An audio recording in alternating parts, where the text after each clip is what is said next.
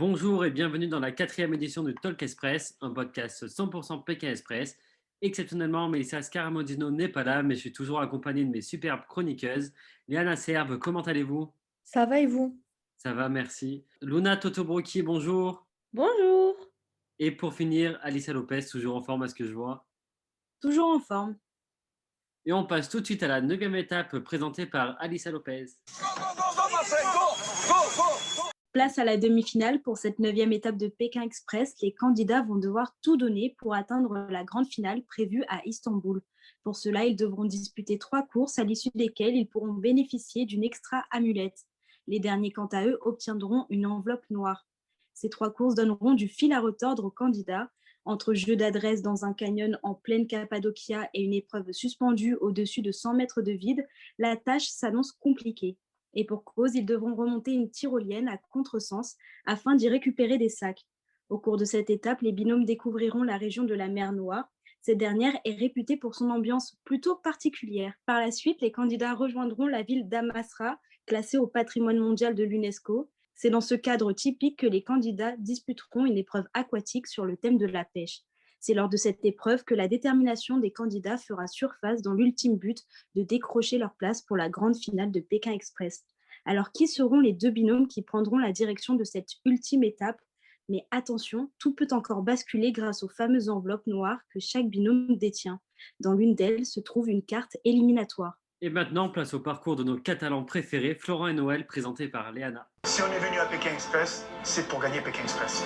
Et oui, vous l'aurez compris, c'est Florent et Noël qui ont été éliminés. Leur aventure a été, pour ainsi dire, de véritables montagnes russes. Elle a d'abord très bien commencé avec l'obtention de la voiture bonus lors des 2 premières étapes, ce qui leur a permis d'oublier le stop pendant 2 heures. Lors de la 3e étape, ils finissent premiers et partent donc se reposer à l'hôtel. Pour leur duel final contre Kautar et Nour, Florent effectue une remontée spectaculaire en trouvant un véhicule français, ce qui leur permet d'échapper à l'élimination.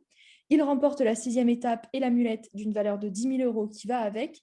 Lors de la 7e étape, il se retrouve au coude à coude avec les autres binômes à la sortie du bateau. Mais alors que Noël se retrouve coincé avec son sac à dos, il effectue à son tour une remontée qui permet à son binôme de remporter l'épreuve. Et enfin, lors du dernier duel final contre Pierre-Louis et Arnaud, Florent permet à nouveau d'éviter l'élimination. Mais leur aventure aura aussi été marquée par de nombreux problèmes, à commencer par leur faible niveau d'anglais, ce qui leur a valu quelques disputes et surtout de grosses difficultés à se faire comprendre par les locaux, mais aussi leur malchance légendaire sur les épreuves d'immunité, car sur 4 épreuves disputées, ils n'en ont gagné aucune. Et enfin, parce qu'on est obligé d'en parler, les chutes à répétition de la part des collègues catalans. Mais en tout cas, une chose est sûre, même s'ils n'ont pas gagné l'aventure, Florent et Noël ont conquis le cœur des téléspectateurs. Et on continue avec le débat de la semaine. Depuis plusieurs semaines, une vidéo de la finale tourne sur les réseaux sociaux où l'on voit les potentiels gagnants de la saison. Que pensez-vous de ce spoil? Alicia, je vous écoute. Moi, je pense que c'est dommage parce que c'est une compétition qui est très regardée et le fait d'avoir potentiellement le gagnant quelques semaines précédemment, ça enlève tout le charme de la saison et de l'émission en général. Donc, vraiment, je trouve ça dommage et je pense que ça aurait dû être vachement plus sécurisé. Léana, un mot à ajouter? Oui, je suis assez d'accord avec Alicia parce que personnellement, j'ai vu la vidéo passer sur Twitter. Je trouve ça dommage en fait de savoir qui a gagné. Alors personnellement, ça va pas m'empêcher de regarder la finale, mais je peux comprendre s'il y a certaines personnes qui veulent pas la regarder parce que du coup, on sait qui a gagné, donc ça sert un peu à rien entre guillemets de la regarder. Alicia, vous voulez rebondir? Oui, exactement. Pour ma part, j'ai pas vu la vidéo, mais j'en ai entendu parler et du coup, je me suis fait spoil parce que des personnes en parlaient dans les couloirs, etc. Du coup, c'est dommage parce que ça enlève une fois encore tout le charme. Luna nous fait des grands coucous, des grands signes. Dites-nous, Luna, ce que vous pensez. Pour ma part, je pense que alors oui, c'est un spoil et c'est regrettable, sincèrement. Mais, on sait aussi que les productions, on va dire que dès qu'un binôme arrive, ils mettent tout en œuvre comme si le binôme avait gagné. Donc pour les 2 binômes, pour en gros faire croire aux binômes, qu'ils ont gagné et c'est après qu'ils leur annoncent que, oui ou non. Donc peut-être qu'en fait, cette scène où on voit, les deux candidats arriver avec, le ruban, la toile et tout, peut-être qu'en fait, c'est pas lui le gagnant et que c'était juste la mise en scène, de l'arrivée. Donc il y a peut-être encore un petit espoir, mais c'est vrai que c'est regrettable en fait de se faire, spoiler comme ça, surtout que c'est sûrement quelqu'un de la production qui a filmé et qui, à ses risques et périls, a fait foirer, des mois et des mois de préparation. Qui plus est, avec un tournage qui a été coupé à la moitié à cause du Covid, donc c'est très regrettable. Alicia, je vous écoute. Après, il peut très bien s'agir d'un coup de com', hein, puisque les réseaux sociaux font énormément parler. On a vu la vidéo sur Twitter qui tournait et qui a affolé la toile. Donc, ça peut très bien être un coup de com' de la part de la production pour justement attirer plus de téléspectateurs sur l'émission et faire augmenter les chiffres pour la finale. Léana, un petit mot à rajouter? Oui, alors un coup de com', je sais pas, mais c'est vrai que je suis assez d'accord avec Luna. En fait, la vidéo était filmée depuis les techniciens et je pense que dans ces cas-là, il y a vraiment des clauses de confidentialité et ça m'étonnerait que quelqu'un l'ait délibérément posté.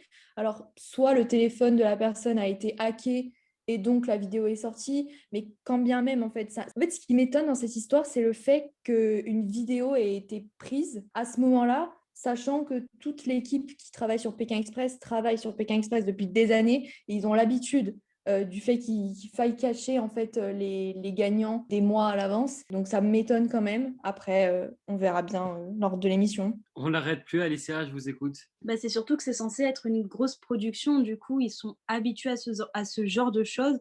Donc, c'est vraiment regrettable et étrange qu'il n'ait pas surveillé davantage, sachant que, comme vous l'avez dit, Léana, c'est des personnels qui sont là depuis des années, je suppose.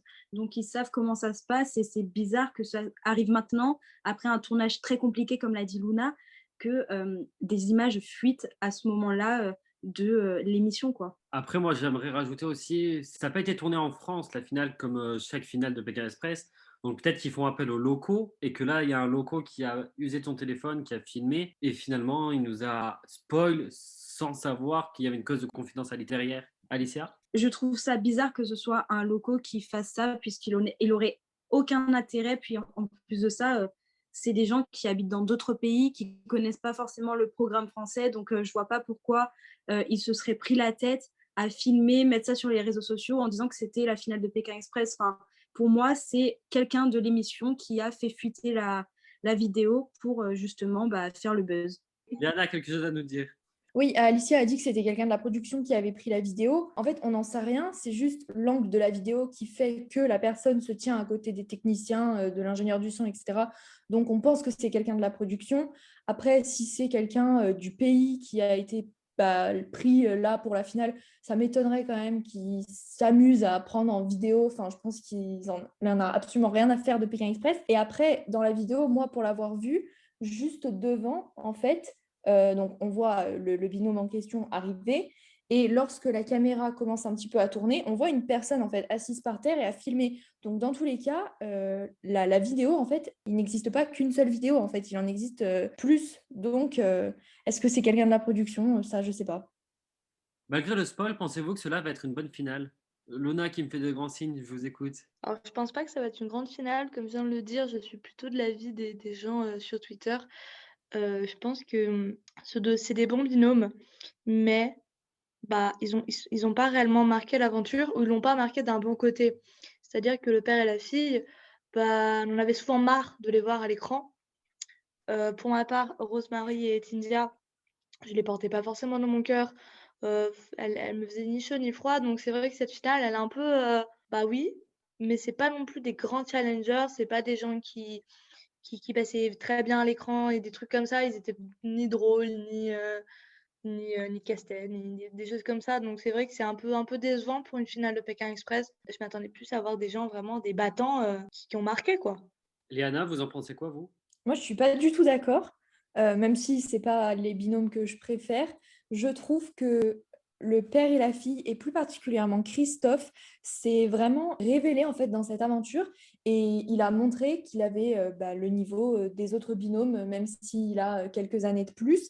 Et je pense d'ailleurs au dernier épisode en fait, où il a dû remonter la tyrolienne à bout de bras. Vraiment, je ne m'attendais absolument pas à ce qu'il y arrive et il y est arrivé. Et même l'épreuve du ballon où il a tenu pendant je ne sais plus combien de temps. Donc je trouve que c'est vraiment un super binôme. Et après, Rosemary et Cynthia, elles sont quand même compétitrices. Elles ont gagné pas mal d'épreuves d'immunité et puis elles usent aussi de stratégie, ce qui marche dans Pékin Express également. Donc moi, je pense que ça va être une super finale. Alicia, vous en pensez quoi, vous? Je suis assez d'accord avec les deux, puisque je pense que ce ne sera pas la meilleure finale de Pékin Express, ce ne sera pas celle qu'on retiendra, mais par contre, les deux binômes sont intéressants parce qu'ils ont un parcours complètement différent l'un de l'autre et c'est quand même des compétiteurs, comme Léana l'a dit. On a un Christophe qui s'est complètement révélé lors de la dernière épreuve et on a quand même deux Parisiennes qui sont compétitrices et qui n'ont pas peur de mettre en place des stratagèmes. Donc, je pense que ça va être une finale intéressante, mais ce ne sera pas la plus incroyables qu'on ait vus, puisque ce n'est pas des candidats qui nous ont marqués comme les collègues catalans ont pu nous marquer. Je pense que personne ne s'attendait à cette finale-là, mais ça peut être quand même une finale intéressante. Moi, je pense que malgré le spoil, ça va être une bonne finale et on va souhaiter que le meilleur gagne. Et on termine avec un quiz sur l'épisode 9 présenté exceptionnellement par Luna. Je sens que là, c'est œil pour œil, dent pour dent. Pour ce quiz, aujourd'hui, j'aurai besoin de toute votre attention. Et oui, il n'y aura pas de choix. J'espère que vous avez bien regardé l'épisode. Êtes-vous prêts? Oui. Oui.